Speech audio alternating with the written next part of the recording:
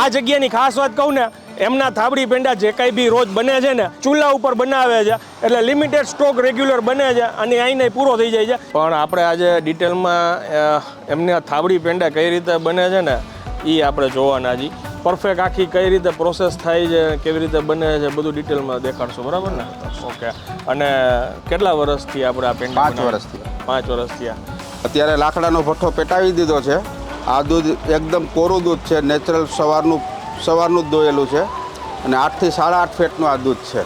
એમ ઉફાણો આવશે તો ઉફાણામાં જે દૂધ ફાટી જશે અને કણી નેચરલી પડી જશે. ખાંડેલી સાકર છે, દૂધ ઘાટું થઈ ગયું છે એટલે હવે સાકર નાખી દેવાની એમાં. આપણે ખાંડનો ઉપયોગ નથી કરતા? ના. ઓકે.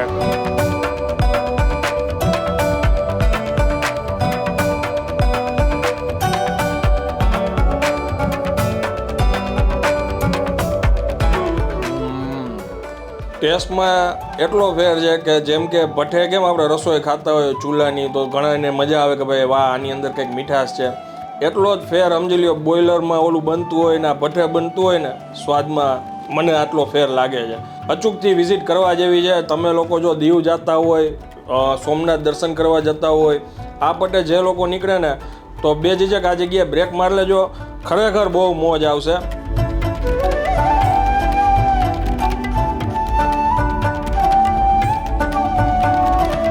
તો ફરી એકવાર તમારા માટે એક નવો વિડીયો લઈને આવી ગયો છું ને જે લોકો મીઠાઈ ખાવાના શોખીન હોય ને એના માટે બેસ્ટ જગ્યા ઉપર અત્યારે આવ્યો છું. હું છું અત્યારે સ્વદેશી થાબડી પેંડામાં, જે આવેલું છે સોમનાથ વેરાવળ હાઈવે ઉપર. અહીંથી સોમનાથ માત્ર 4 કિલોમીટર થાય છે. અને આ જગ્યાની ખાસ વાત કહું ને, એમના થાબડી પેંડા જે કંઈ બી રોજ બને છે ને એ લાઈવ આવીને પૂરા થઈ જાય છે. જો તમારે થાબડી એમની બપોરે ગરમ ખાવી હોય તો 1 વાગ્યા આસપાસ આવવાનું. બાકી થાબડી પેંડા કઈ રીતે બને છે ને એ સ્કીપ કર્યા વિના વિડીયો જોજો, પૂરો ડિટેલમાં અમે બતાવશું. હવે જાજીવાર નહીં કરીએ, અંદર જઈએ, ઓનરને મળીએ અને આગળ થાબડી તમને ટેસ્ટ કરીને જણાવું. ચાલો શરૂ કરીએ. કેમ છો સાહેબ? મજામાં? બસ મજામાં. સાહેબ આપણે અહીંયા કોઈને આવવું હોય તો એક્ઝેક્ટ લોકેશન શું કહેવાય? સોમનાથથી 4 કિલોમીટર થાય. સોમનાથ વેરાવળ બાયપાસ ઉપર મેન હાઈવે ટચ જ છે. ઓકે. શું સમય છે આપણે અહીંયા પેંડા કોઈને? સવારે 9 વાગ્યાથી લઈને રાતના 8 વાગ્યા સુધી. ઓકે, કન્ટિન્યુ મળે. કન્ટિન્યુ. બરાબર ને? એ સિવાય છે ને પાછળ તમે જુઓ એમની ઓઇલ મિલે છે અહીંયા. પણ આપણે આજે ડિટેલમાં એમની આ થાબડી પેંડા કઈ રીતે બને છે ને એ આપણે જોવાના જી. પરફેક્ટ આખી કઈ રીતે પ્રોસેસ થાય છે, કેવી રીતે બને છે, બધું ડિટેલમાં દેખાડશો, બરાબર ને? ઓકે. અને કેટલા વર્ષથી આપણે આ પેંડા? 5 વર્ષથી. 5 વર્ષ થયા.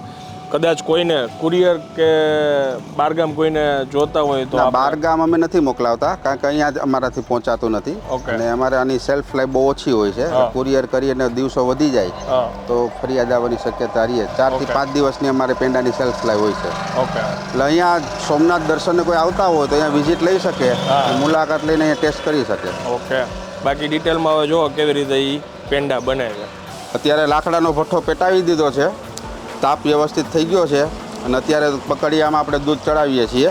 આ દૂધ એકદમ કોરું દૂધ છે, નેચરલ સવારનું જ દોયેલું છે અને 8 થી 8.5 ફેટનું આ દૂધ છે. એમ જનરલી આ સારી ફેટ હોય તો એ વધારે પેંડો સારો બને? હા, ફેટ વધારે હોય તો ક્વોલિટી સારી બને એની.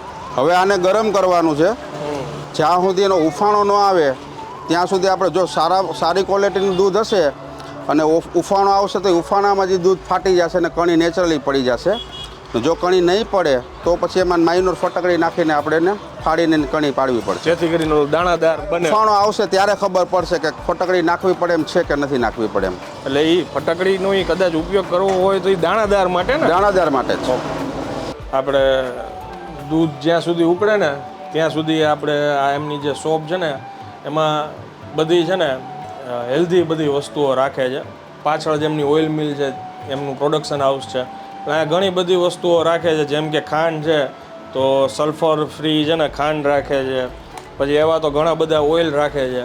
કયા કયા સાહેબ થોડીક માહિતી આપો. જો કાળા તલનું તેલ છે, હા, સફેદ તલનું તેલ છે, હા, પછી નેચરલ એરંડીનું તેલ છે, ઓકે, ટોપરાનું તેલ છે, જે માથામાં નાખવાનું આયુર્વેદિક તેલ અમે જે 30 જાતની જડીબુટી નાખીને બનાવીએ છીએ એ તેલ છે.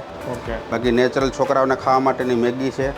અને અમારા ગૃહ ઉદ્યોગ તરીકે અમે છાશનો મસાલો બનાવીએ છીએ, મુખવાસ બનાવીએ છીએ અને કેરીની ગોટલીનો મુખવાસ બનાવીએ છીએ, જેની અંદર નિમકનો અમે ઉપયોગ નથી કરતા. પ્યોર એમાં સિંધા નમક અને સંચળ જ અમે વાપરીએ છીએ અને જે ગોઠલીનો મુખવાસ એ પ્યોર દેશી ઘીમાં શેકવામાં આવે છે. બાકી નેચરલ બધા કેમિકલ વગરના સાબુ છે, પછી ઓર્ગેનિક અનાજ કઠોળ છે, જે ગાય આધારિત ખેતીથી જે પ્રોડક્શન કરવામાં આવતું હોય ખેડૂતો પાસેથી પરચેસ કરીને એનું પણ અમે વેચાણ કરીએ છીએ. ઘઉં છે, બાજરો છે, મગ છે, દાળ છે. ચણાની દાળમાં 4 જાતના લીલા ચણા, કાળા ચણા, દેશી લાલ ચણા, કાબુલી બધું ચણા, organic? બધું ઓર્ગેનિક. કપૂર છે, ઓરિજિનલ ભીમસેન કપૂર છે. બાકી હેલ્થને લગતા બધા ફૂડ સપ્લિમેન્ટ તરીકે જે ગણાતા હોય બધા પાવડર ઓર્ગેનિક અમે રાખીએ છીએ. આ ઘી તમે બનાવો છો? હા, ઘી અમારું પોતાનું ઘરે જ બનાવીએ છીએ અમે. ઓકે. તો હવે દૂધ ત્યાં આપણું ઉકળવા હા, હવે ઉફાણો આવવાની તૈયારી હશે. જો આનંદભાઈ અત્યારે ઉફાણો આવી ગયો અને નેચરલી રીતે કણી ફરતી કરજો પડી ગઈ છે. હા. એટલે દૂધની ક્વોલિટી સારી છે એટલે આમાં કંઈ ફટકડી નાખવાની કંઈ જરૂર નથી. એની મેળે મેળે જ કણી પડી ગઈ તમે જુઓ. હા. આપણું આ દૂધ કેટલું હતું? દૂધ 40 લીટર. અને અત્યારે હવે ઉકાળીને કેટલું થઈ જાય? કમ્પ્લીટ થાબડી બની જશે ને એટલે 12.5 થી 12 કિલોની આજુબાજુ બનશે. ઓકે. એની અંદર સાકરનું પ્રમાણ ખાલી 2.5 કિલો જ છે. હા. ઓકે. ખાંડેલી સાકર છે. હવે દૂધ ઘાટું થઈ ગયું છે એટલે હવે સાકર નાખી દેવાની એમાં. આપણે ખાંડનો ઉપયોગ નથી કરતા? ના. ઓકે. જો દૂધનો કલર બદલી ગયો છે હવે. આ જેમ જેમ પાકશે ને હા. એમ કલર લાલ થતો જશે. હા. થોડુંક હજી ઘાટું થઈ જશે એટલે એકદમ તાપ છે એ ધીમો કરી નાખવાનો. હા. પછી ધીમા તાપ ઉપર જ પાકવા દેવાનું છે. હવે જ આનામાં વાર લાગશે વધારે. હા. બસ જો હવે થાબડી તૈયાર થતી આવે છે. આપણે દૂધ ચડાવ્યું ત્યારથી લગભગ અઢી કલાક જેવું થયું. હજી 20 મિનિટ લાગશે. ઓકે. 15-20 મિનિટમાં ને હવે ઉતારી લેવાની થશે. બસ જો હવે આપણે થાબડી પાકી ગઈ, તૈયાર થઈ ગઈ છે.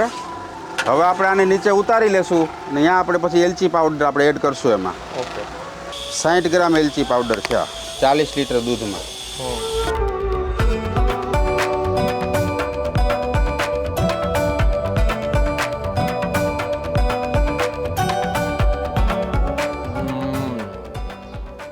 એકદમ જે મીઠાશ છે ને એ માપે છે. એવું નથી કે થોડીક આપણને ઓવર સુગર લાગે. છેલ્લે લાસ્ટમાં આપણે એલચી એડ કરી એની ફ્લેવર આવે છે જોરદાર અને જેનું ટેક્સચર છે એકદમ કણીદાર. એ તો તમે જ્યારે મોઢામાં મૂકશો ને ત્યારે જ તમને આ ફીલ આવશે. ટેસ્ટમાં એટલો ફેર છે કે જેમ કે ભઠ્ઠે કેમ આપણે રસોઈ ખાતા હોય ચૂલાની તો ઘણાને મજા આવે કે ભાઈ વાહ આની અંદર કંઈક મીઠાશ છે. એટલો જ ફેર સમજી લ્યો બોઇલરમાં ઓલું બનતું હોય ને આ ભઠ્ઠે બનતું હોય ને સ્વાદમાં મને આટલો ફેર લાગે છે. એટલે અચૂકથી વિઝિટ કરવા જેવી છે. તમે લોકો જો દીવ જતા હોય, સોમનાથ દર્શન કરવા જતા હોય, આ પટે જે લોકો નીકળે ને તો બે ઝીઝક આ જગ્યાએ બ્રેક મારી લેજો. ખરેખર બહુ મોજ આવશે. અને આ છે એમના ફેમસ પેંડા, થાબડી પેંડા. આનો ભાવ શું છે દાદા? થાબડીના છે 480 રૂપિયા. હા. પેંડા બની ગયા પછી પેંડાનો ભાવ 500 રૂપિયા. હવે હું વિડીયોને અહીંયા વિરામ આપું છું. વિડીયો જો સારો લાગ્યો હોય બીજા લોકો સુધી શેર કરી દેજો. મળીએ હવે નેક્સ્ટ વિડીયોમાં. ત્યાં સુધી હું થાબડીની મજા લઉં છું. જય હિન્દ, જય ભારત.